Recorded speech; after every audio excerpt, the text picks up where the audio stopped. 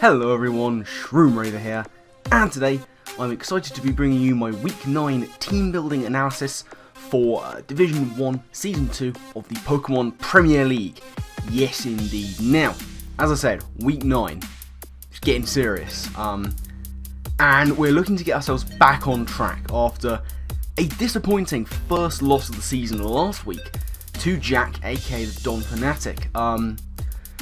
Yeah, that was a bit of an unfortunate game, you know, but everyone has their off days. It's okay to have a bit of a blip now and then, you know. We've lost one game, it's important we get back on track this week, as we face off against newcomer to the league, Necro Stevo and the Eterna City Enders. He has drafted a very interesting team. Pretty much, I think it's the only auto weather summoning team going at the moment. So it's going to be interesting. We're going to have to put some interesting strategies into place to beat him. He is a threat, you know. He remains the only person, as of recording this, to have beaten our closest rival so far, RTK. And he's taken some pretty decent scalps along the way, you know. So it's going to be a really interesting game to see how he prepares. Now, the mons that Necro Stevo can bring. His team, I'll give you the rundown of them. Right about now, we have Mega-Audino, Tyranitar, Cofagrigus, Florges, Toxicroak, Reuniclus, Garchomp, Kabutops, and Stoutland. So, as you can see, he has the sand. He's got the T-Tar-Stoutland combo that was proven so effective in previous seasons of various leagues. And he's got the likes of Reuniclus along there as well, with Magic Guards, Garchomp, of course, unaffected by sand too. And Kabutops as well. Now, I'm kind of expecting sand to be brought here. Tyranitar is a very nice answer to one of my premier threats, a couple of my premier threats in fact, like Victini and Thundurus. Excuse me. So I'm kind of expecting that. Stoutland is a very nice sweeper against me as well, outspeeds a lot of my Scarfers in the sand.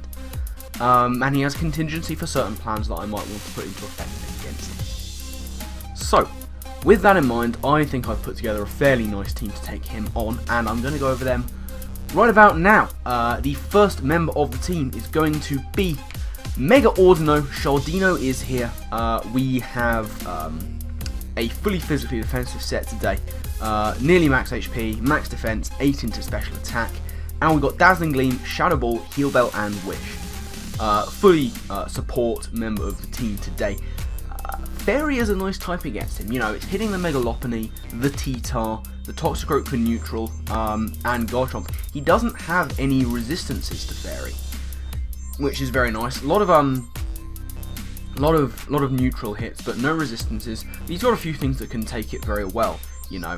Cofagrigus is going to be taking it very well for one, which is why I have Shadow Ball for coverage. It's probably the best coverage move I have to hit the most of his team. He'll hit Reuniclus super effectively as well, and those are two things that really don't want to be taking on Mega-Audino too much. Cofagrigus will be hit by Shadow Ball, and its own Shadow Ball will not be affecting my normal typing there. But yeah, Audino there to sort of heal up the team when I can. He's got a few things that like to pass around status. The Cofagrigus is something that might want to be setting up toxic spikes as well, but I'll get onto what I've got for Cofagrigus sort of a bit later. Audino is one of those things that should be able to do fairly well against it. And, you know, if I can get it in, get some wishes up, Mega up, Fire and Dazzling Gleams, that'll be very nice to wear down some of those nasty Fairy Weak things that he's got going on. So, next member of the team, and this is where things get a little bit exciting. Given that I'm expecting the sand, I am bringing Poliwrath as my second one. Captain Hammer is back, and what we've got here, you might be able to some clicking, I'm just going through my team on Showdown. What we've got here is a Life Orb Swift Swim set with Brick Break, Earthquake, Ice Punch, and Rain Dance. 52 HP, 252 attack, 204 speed. Now, what will this allow me to do? Well, in the rain, this will allow me to be outspeeding Jolly Mega-Audino and a lot of Scarfers that he's got going as well. Potentially. It's nice to be able to take Sucker Punch and Toxicroak. If he's bringing that, You know, that might be something he wants to bring for the priority. I'll be able to resist that. Lifeform Poliwrath actually hits pretty damn hard, even with a Jolly nature over Adamant. I can't afford to run Adamant, I need to run Jolly for as much speed as possible. Brick Break is nice to be hitting the likes of Mega-Lop, T-Tar, looking down the team, also Kabutops and Stoutland. Earthquake, that's nice to go against the Toxicroak. He also doesn't have any immunities to ground, which is nice. There are no flying types on his team as far as I can see. Nope, I'm just looking at the team as well. He used to have a Talonflame, but he doesn't have that anymore. Ice Punch, that's nice coverage for the likes of Garchomp, and again, it'll hit a lot of things neutrally. And the Rain Dance, just in case I need to set it up for myself. No Water Stab on here, don't really need it. There's nothing that it will hit too much that I don't have other things to hit more, you know? Other than neutral hits on things, and to be honest, the things that I would want to run Waterfall for, hopefully I'll have other things to deal with them on my team. So that's the Poliwrath.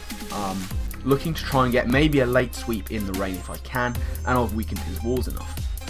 However, Poliwrath not the quickest off the bat, you know. If rain isn't up, Poliwrath could suffer a little bit, and I have to take that turn to set up the rain for myself. So ideally, I'd want rain to be set up for me. Rain Dance on Poliwrath is contingency.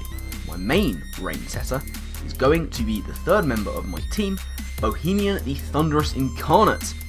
We have a timid Thundurus here with the Charty Berry, Prankster as the ability, Focus Blast, Hidden Power Ice, Dark Pulse and Rain Dance with 68 EVs in HP, max special attack, 188 in speed with that timid nature.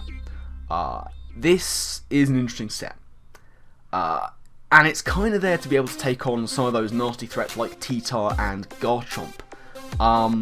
It's got the Charty Berry to be able to take any kind of rock attack from them, which would probably be one of their go-to attacks. I'm kind of expecting a defensive Garchomp, with him sort of thinking Victini might be coming. But Tyranitar wards Victini fairly effectively as well. And the only thing that Victini could do to T-Tar would be Focus Blast, which I'm rocking on Thundurus. You'll notice we are running non-stab Thundurus today, because I'm a man and that's how we do things. HP Ice, nice for the Garchomp as well.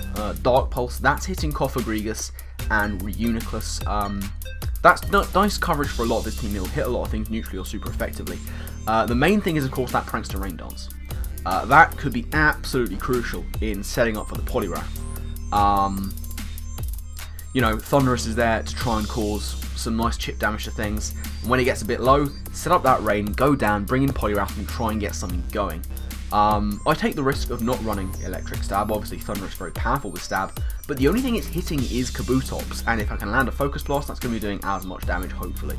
Kabutops, not necessarily the most specially defensively minded mon going.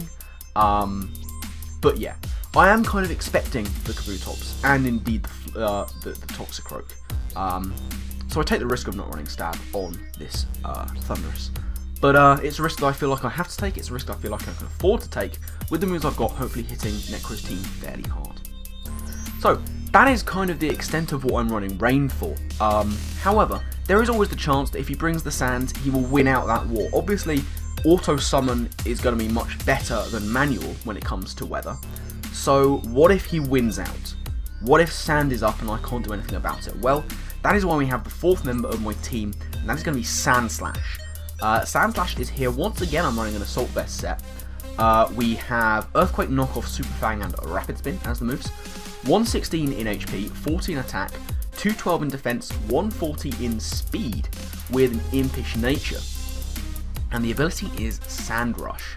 This is my contingency if Sand wins out for him. We have a very bulky Sandslash, enough bulk investment to the point where it can take any 2 hits from a Jolly Mega Lopunny and proceed to outspeed it by 1 point in the sand, which is lovely, you know. People see the Sandslash as the defensive one, kind of utility for the team, set up the rocks, get the rapid spins off, do all that kind of jazz. But we are going a little bit more sort of surprise-minded, hopefully. Earthquake is still doing decent damage with that 40 investment. Super Fang, very nice move to have against a lot of his bulky stuff. Floor just doesn't want to take 50%, Reuniclus don't want to take 50%, nor does Garchomp or T-Tar really. Both of whom I'm hoping Sandslash can beat one-on-one anyway. yeah, that's pretty much all we need to say about Sand Slash. It can do some decent damage, as I say. It can take a hit or two. It's also hopefully one of my go-to guys for the Toxicroak, which as I say, I am kind of expecting. If he brings the sand, I'm expecting either or both of Toxicroak and Kabutops, because they can take advantage of the rain that I do have as a prevalent thing that I could run on my team. So if he brings sand, I'm certainly expecting some kind of rain contingency on his part, much as I'm bringing sand contingency on my part. And Sand Slash can do damage to both of his rain contingencies. Earthquake will bop the Toxicroak and do nice damage to the Kabutops. So yeah, Sand Slash is going to be there to try and support the team and get damage off when and where it can. Now, fifth member of my team is going to be another interesting one. We have got Nay the Chestnut. We are bringing a fully specially defensive set with the leftovers, bulletproof ability, Drain Punch, Taunt, Toxic, and Spikes. Now, up until building for this team, I didn't know Chestnut got Taunt. However, Chestnut is going to be very integral in taking down or neutering the Cofagrigus, which I didn't think would be a job it could do. Bulletproof means that it's going to be immune to Cofagrigus' main form of offense, which is Shadow Ball. And the fact that it gets Taunt is really important because I naturally outspeed Cofagrigus. So I can just taunt it if I get the one-on-one matchup. He's not going to want to stay in if he's taunted, because he can try and set up T-Spikes, he can try and go for a Will-O-Wisp, he can try and do all these kind of things, but if I've taunted him, obviously can't do that. Shadow Ball is not going to affect me through Bulletproof, so once I get Taunt onto Cofagrigus, I'm expecting him to switch out. That's my opportunity to set up Spikes. Spikes are going to be very nice. I've got a couple of sweepers who really want to benefit from that. Getting chip damage with hazards on his mons is going to be very nice. Drain Punch, that's a useful thing to have. I thought, as far as having one move would go, Drain Punch was the better option. It hits more of his mons, I think, than Grass Coverage does. And certainly more of the more threatening ones like Megalop, T-Tar, you know, all these mons I mentioned that are weak to fighting. And of course, Drain Punch helpful to get that health back. Toxic, that's just the last move, because if I can get a Toxic onto the Florges, so much the better. Now, I am aware that he might see some kind of nasty statusing Chestnut thing coming as far as Cofagrigus goes, and he has shown a liking, Necro, for using Magic Coat on Cofagrigus. But you know what, if I go for a taunt and it gets Magic Coated back, so much the better. I know he's got it, I can go into something else, like for example, Mega-Audino. So that is the Chestnut set, you know, try and take on the Cofagrigus, or at the very least force it out. Get up Spikes where I can, status things, get health back with Drain Punch, job is good. So, sixth member of the team is going to be Scyther. Lil Sizz is returning. This time we have gone with a choice Scarfed set with, of course, Technician. Moves are going to be Bug Bite, Aerial Ace, Brick Break, and Knockoff.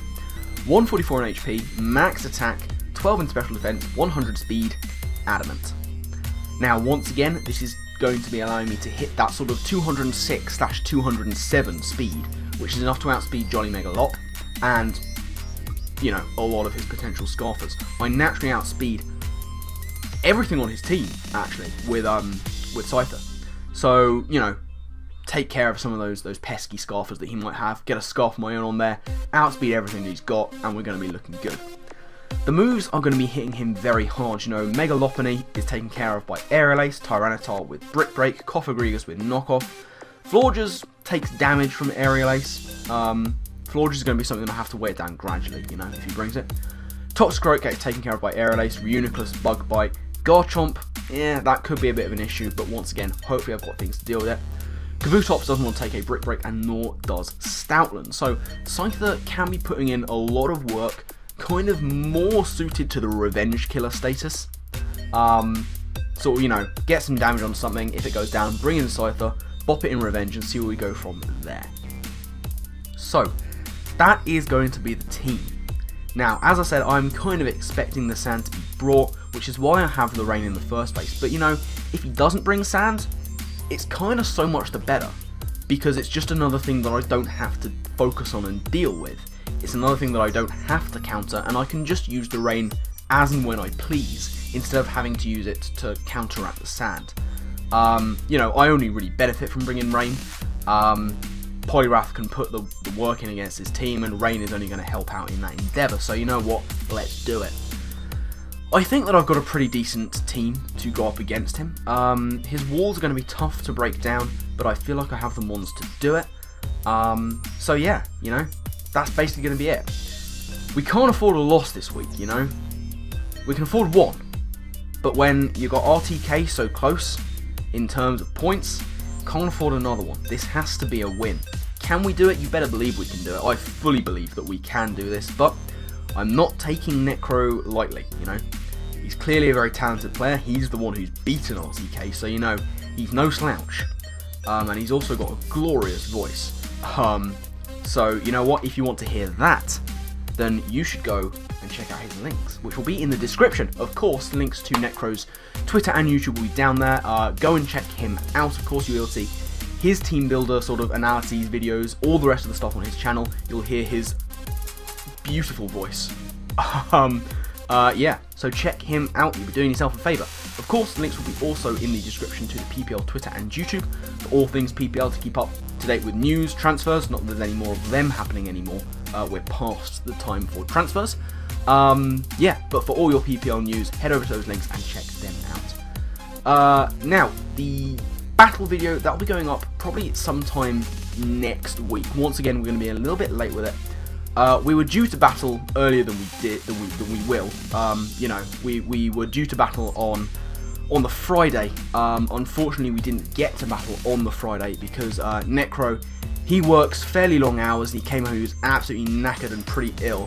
So he requested, you know, can we have the battle later because he was feeling ill.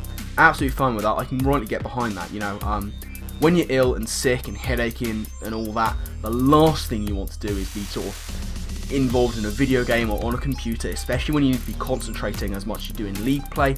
It's only going to make it worse. So you know what, absolutely fair play. We postponed and we'll have the battle another time, sort of a bit later. So the battle will be going up probably on the Monday, but you know, we'll see. So look out for that. Hopefully we can get the battle uploaded on Monday. But that's pretty much going to be it from me. I've rambled on long enough, so thank you all very much for watching. Do hope you've enjoyed, and yeah, look out for the battle tomorrow. But I guess, until then, I'll see you next time. Laters.